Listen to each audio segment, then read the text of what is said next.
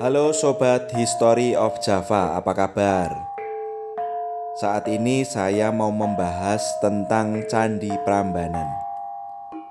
Siapa di antara kalian semua yang masih percaya kalau Prambanan itu dibangun oleh Bandung Bondowoso dengan bantuan para jin hanya dalam waktu 1 malam saja?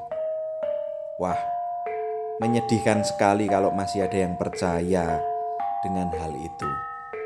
Padahal cerita Bandung Bondowoso itu adalah legenda atau dongeng yang hanya bisa kita ambil filosofinya saja, bukan sejarahnya.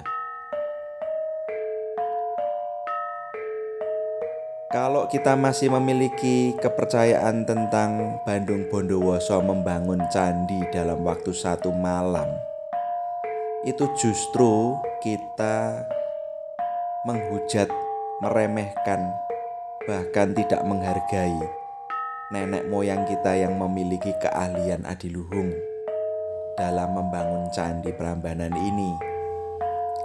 Tahukah kalian kalau Candi Prambanan ini dibangun bertahun-tahun lamanya? Bahkan dari satu generasi ke generasi berikutnya. Jadi nggak ada ceritanya itu Candi Prambanan dibangun hanya 1 malam. Ya tolong. Kita harus cerdas. Harus bisa membedakan mana yang cerita rakyat, mana yang sejarah.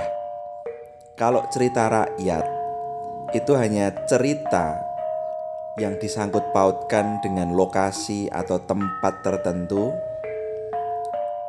untuk generasi tua yang memberikan didikan kepada generasi muda lewat sebuah cerita yang diambil hikmahnya. Kalau sejarah, kita bisa mempelajari dari prasasti yang ditinggalkan, dari menilai umur atau usia dari batu-batu yang masih tersisa, lewat ya banyak hal lah. Pasti para arkeolog dan ilmu sejarah memiliki keilmuan yang pasti, tidak hanya sekedar dari mulut ke mulut saja. Nah, jadi bagaimana ceritanya yang benar tentang Prambanan ini? Sejarah Candi Prambanan dimulai pada masa pembangunannya di abad ke-9 Masehi, tepatnya pada tahun 850 Masehi oleh Rakai Pikatan, yang kemudian dikembangkan dan diperluas oleh Balitung Mahasambu pada masa kerajaan Medang Mataram, seperti yang tertera pada Prasasti Siwagra. Tuh, jadi dari satu generasi diteruskan oleh generasi berikutnya. Pembuatan Candi Prambanan dipercaya sebagai bentuk persembahan kepada 3 dewa utama Hindu, Brahma, Wisnu, dan Siwa. Gak ada hubungannya dengan Bandung Bondowoso sama siapa itu? Roro Jonggrang.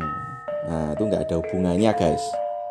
Pembangunan awal Candi Prambanan selanjutnya terus disempurnakan oleh raja-raja Medang Mataram berikutnya, seperti Raja Daksa dan Tulodong, hingga akhirnya ada ratusan candi-candi tambahan di sekitar candi utamanya.